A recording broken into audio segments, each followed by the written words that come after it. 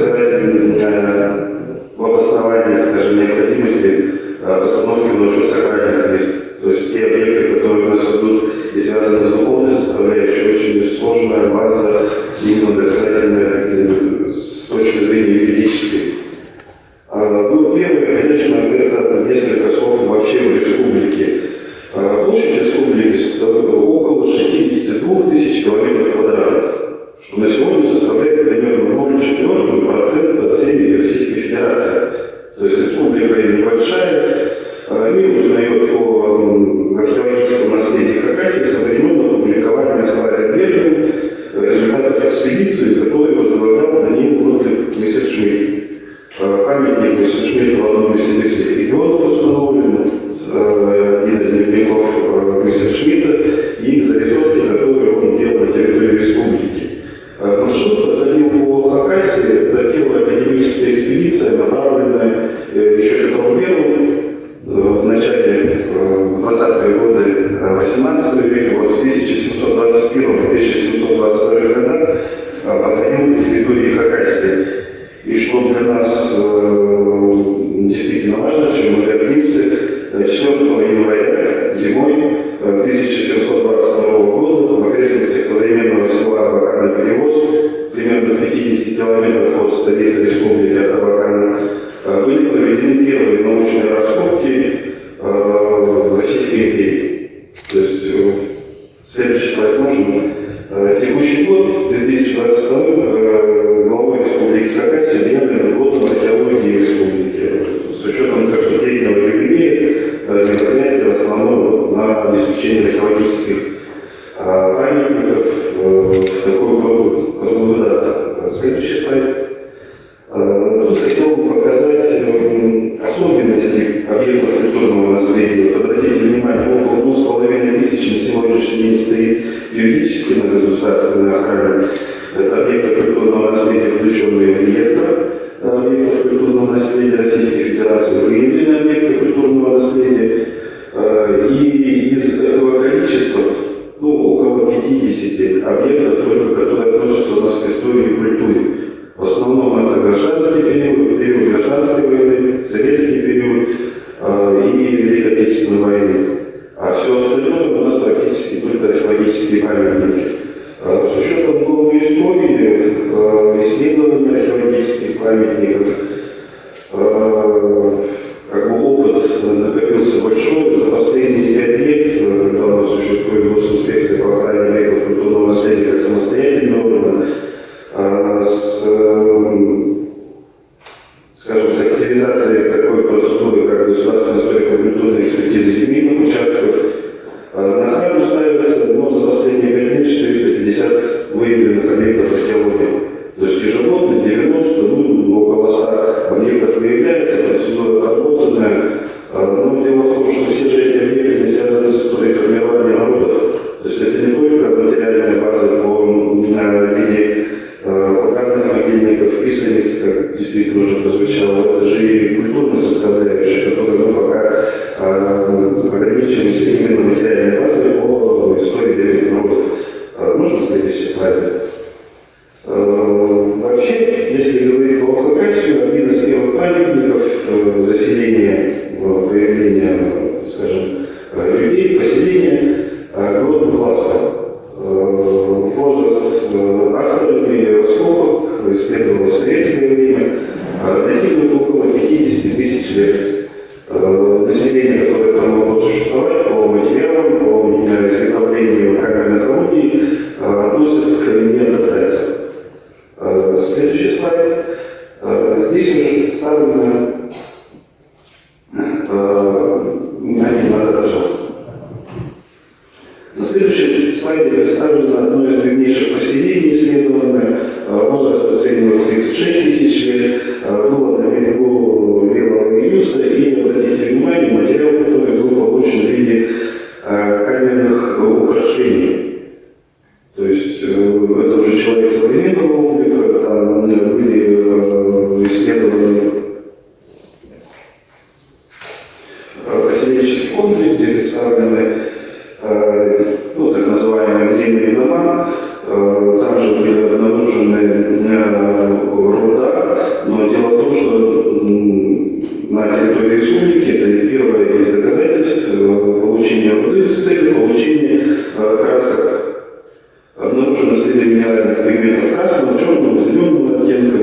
есть окиси железа, малахит, которые использовали для украшения, для покраски. Следующий слайд. Здесь представлены одна из уникальнейших находок с республики. Возраст поселения исследован данным 18 тысяч лет, 10 тысяч лет. Многослойное поселение в одном из слоев обнаружено неолитическая белая обожженная глина на территории вообще Российской Федерации. То есть это из глины изготовлена вот такая статуэтка. Можно дальше. Вот и с приходом, скажем, в третьем тысячелетии до нашей эры на территории Хакаско-Мусинской котловины появляются производящие первые вообще скотоводческие племена, и появляется традиция возведения погребальных сооружений в виде курганов, которые большое место занимают именно каменные фрагменты, каменные элементы, то есть это и ограда, и погребальное сооружение. И примерно периодизация около 5000 лет от нас, до сегодняшнего дня, она достаточно подробно изучена за все последующие дни. Каждая культура известна, и вот можно промотать их буквально коротко страны. Одна из первых культур, которая археологических у нас выявлена, это был слайд до этого, панасевская культура, круглая ограда, следующее население, которое к нам приходит, назад, видите, это вот курганы, исследованные буквально в прошлом году, и характерное то, что у нас в научных публикациях, то, что у нас, грубо говоря, в учебниках по археологии, классические, традиционные для аквиловской культуры. Можно следующий. Датировку там прописано, если что, я могу и проговаривать, могу нет. Следующая культура, то есть что характерно, Южная Сибирь, Хакаско-Мусинская котловина, там было несколько, это такой котел этнографический, где в один из нескольких культур сменяемость происходит на протяжении где-то 500 лет одна культура, потом выявляются элементы другие, меняется погребальная обряда, меняется архитектура погребальных сооружений, меняются предметы сопроводительные. То есть это хорошо прослеживается на основании археологических данных. Отличительной особенностью скандинавских культур это было присутствие погребальных погребений в виде таких вот цист. То есть каменный ящик, сложенный из плашмя уложенных камней с перекрытием именно самой могильной камеры. Можно следующую. Косуйская культура, расцвет бронзового века на нашей территории, появляются многочисленные огромные погребальные комплексы. Сооружения уже идут и в круглом, скажем, ограде, в квадратных, небольших оградах. Следующий слайд. Это вид на один из могильников, насчитывающий около 400 погребальных конструкций. В данном случае фрагменты, к сожалению, у нас сейчас уходят под воды Красноярского водохранилища. Не уходят под воду, находятся в зоне затопления, то есть когда у нас, соответственно, технологическое накопление идет воды, это в конце, соответственно, лета, к весне, к осени, данный могильник уходит под воду. В апреле-мае, когда зимний период, скажем, лес начинает сбрасывать, когда наполнение самой лес идет медленно, вот такая картина у нас появляется где-то в мае. То есть с уходом снега, с уменьшением воды, это то, что возможно и необходимо сохранить. Работы проводились, примерно четверть из данного погребального комплекса была изучена еще в советское время при строительстве Красноярской ГЭС, но, к сожалению, тогда не получилось исследовать все. Скажем, одни из объектов, которые у нас на особом, вызывают особое беспокойство. Ежегодные перепады воды приводят к размыванию, тут уже нет надгробных, курганных насыпей уже нет, остались конкретно каменные сооружения, которые уже с собой закрывают погребения. Можно следующий слайд. И сегодняшние ландшафты, на самом деле, можно сказать, сложены были в период с 8 века до нашей эры, до 3 века. Практически 90% объектов курганных у нас относятся к таганской археологической культуре. Если сравнивать с нашими соседями, это известный Уковский период на Алтае, это поселение, погребение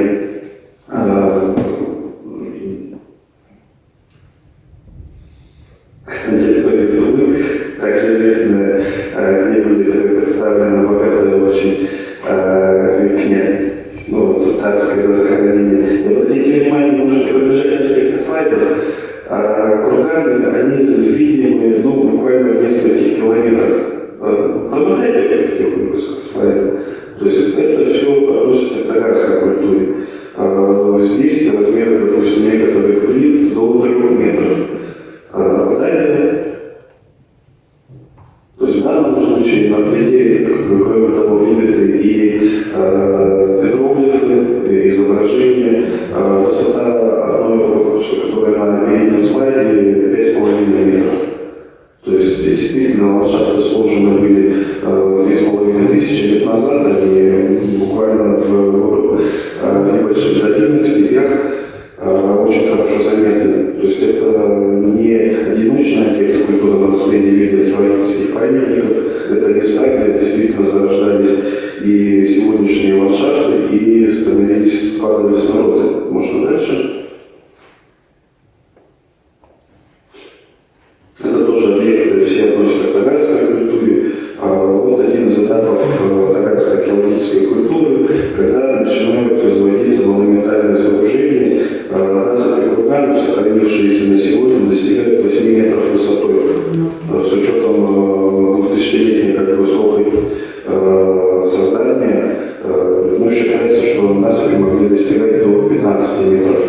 Сооружения были из дверного юрна, уложенные в основе каменной ограды, но в таком виде не дошли до сегодняшнего века. Можно дальше. Здесь уже представлены погребальные сооружения расцвета енисейских кыргызов, могильники, так называемые чаатасы. В хакасской транскрипции чаатасы – это камни войны.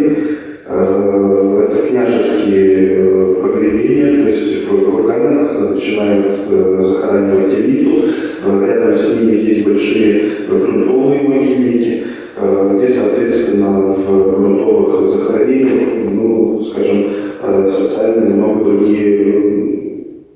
другое население. То есть вот такими вот у нас объектами большая насыщенность. Но, конечно же, необходимо отметить и писательницы. На территории республики писательницы появляются с где-то 9-8 тысяч лет назад. На них изображены те животные, которые уже вымерли, дикие быки.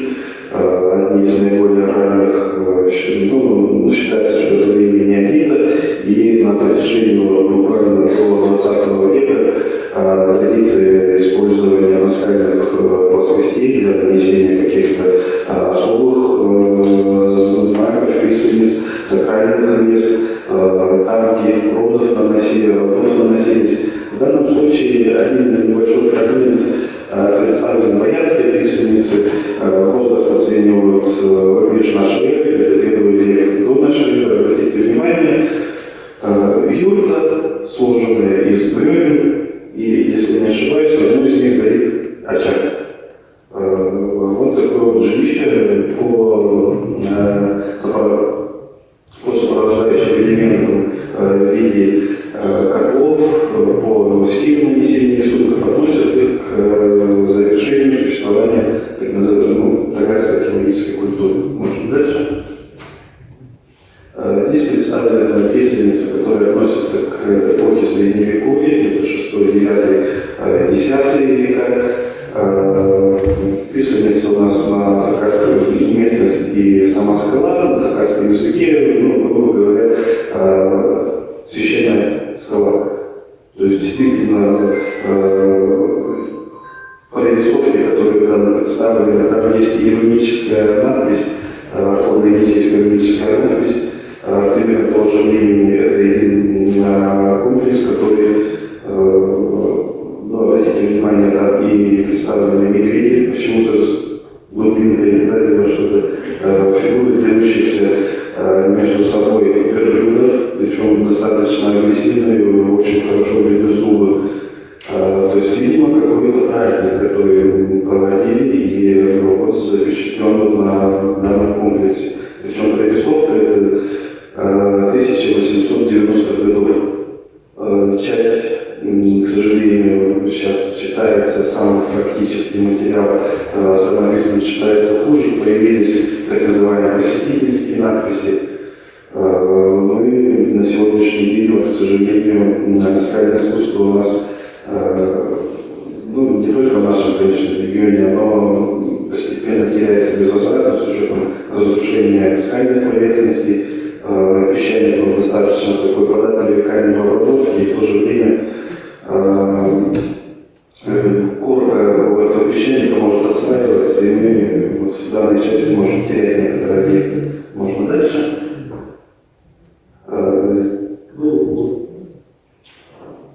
Здесь барс. Нет, просто не вижу. Здесь представлен снежный барс. Ученое сообщество делает таким образом, можно дальше. И одни из интереснейших объектов горные сооружения. Возраст у них создания в районе около 4000 лет, причем в хакасском языке сохранились названия топонимики, названия гор, как Свет, так и Крета, которые относятся именно к сакральным горам Родопы. То есть это объекты археологии, в то же время они носят в себе сакральные. Можно дальше. По опыту сохранения именно сакральных территорий в республике Совет старейшин хакасского народа на одном из съездов был представлен список из Совета утвержден, съездом хакасского народа утвержден список сакральных мест. Причем работа проводилась в основном на основании труда, который представлен перед вами. Виктор Яковлевич Бутанаев, этнограф, автор топографического словаря Хакасской университетской котловины. У него указано в топонимике около 300 либо 250 наименований, связанных с культурой, с родовыми горами.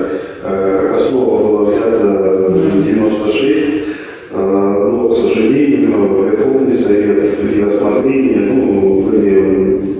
то есть дальше именно утверждение общественной организации, этот список не прошел. На сегодняшний день, можно дальше? На сегодняшний день ведется работа по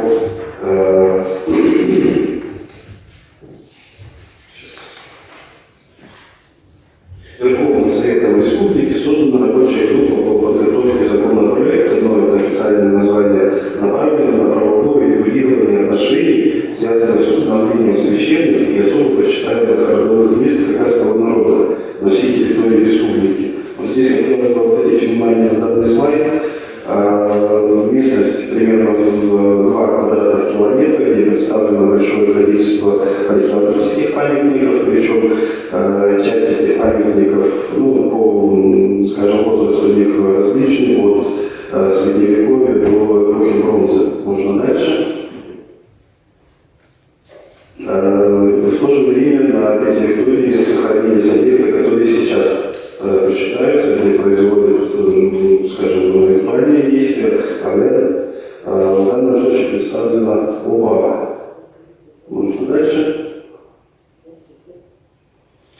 С чем уникальность территории, которая вам показана здесь, сохранились документальные свидетельства о проведении обрядов. В данном случае представлена ниша, где было установлено изваяние либо Энлитас, либо изваяние оба Мери. Оба изваяния вывезены были в 20 веке с места расположения. Остались вот такие места и документация. Можно дальше.